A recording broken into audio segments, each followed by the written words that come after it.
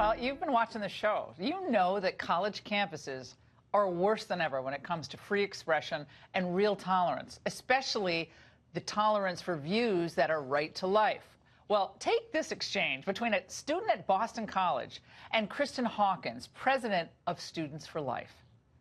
Do you think that the children that are apprehended at the border that are in U.S. government care, do you think like babies who are going to die should be resuscitated and be given care?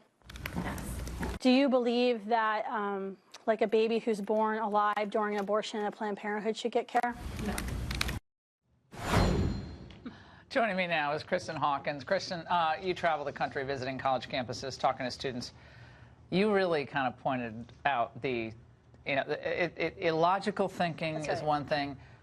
It's sad. It's funny in a way, but it's very sad. Sure. What happened next after that exchange? Well, I actually asked her why she didn't believe that babies who are born alive during a failed abortion should be allowed to live. And she said, well, we've already determined it's not a baby. And then she went on to say, I know you said science, but... and so what she pointed out was a cognitive dissonance we see all the time on college campuses across the country. And I don't know whether or not I changed her mind, but I know she certainly changed the minds of a lot of pro-choice students who actually came to the event to protest me.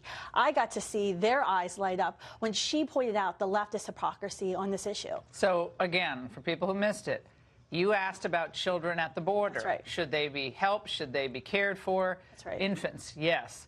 A baby who's born despite an attempt to abort the baby, no. But it's reflexive, is it not? It's not like there's some deep moment of reflection. It's reflexive. That's right. This is exactly, they're just repeating the talking points that they hear.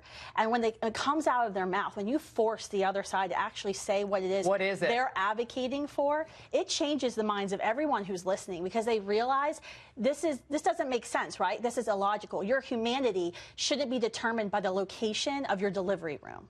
Isn't this what happened? You were at UCLA's campus about a year ago. Tell us about that. Yes, I've been to UCLA, I've been to Berkeley, Harvard, Princeton, all of these schools, Dartmouth. Good for you. And we have this conversation. My tour is called The Lies That Feminists Tell. And I just tell women, you're being lied to by the abortion lobby that tells you you have to pay somebody else to commit an act of violence against someone weaker than you in order for you to live your life as you see fit. And that's wrong. That's actually anti-feminist.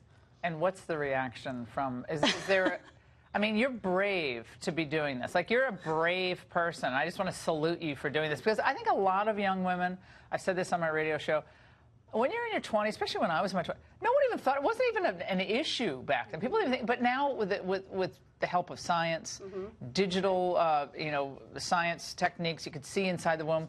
Now it was just a person. We were all, speaking as a former embryo. We all speaking as a former embryo. We all were. That's right. And millennials. The good news is, Laura, the majority of our generation are actually pro-life. We're the largest voting bloc now in America, and we reject those lies that the abortion industry tells us. You see an Unplanned? Did you see Unplanned? Absolutely. We've sent thousands of students to see Unplanned. We actually had a baby saved today in Indiana after students went and saw Unplanned, went and prayed in front of the Planned Parenthood, and saved the life of a child. Oh my gosh, this is. Great. Every Every life is That's right. precious. Thank you so much for joining us.